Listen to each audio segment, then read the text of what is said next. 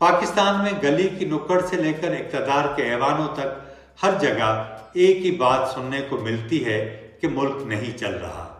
हैरानगी की बात यह है कि जो मुल्क चला रहे हैं वो भी अल्फाज के हेर फेर के साथ यही बात करते हैं।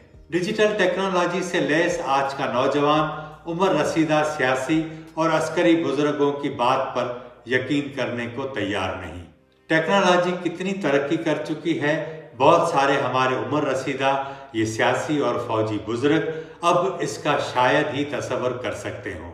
हम एक ऐसी नई दुनिया में दाखिल हो चुके हैं जिसकी ज़बान और अखलाकियात भी तब्दील हो चुकी है।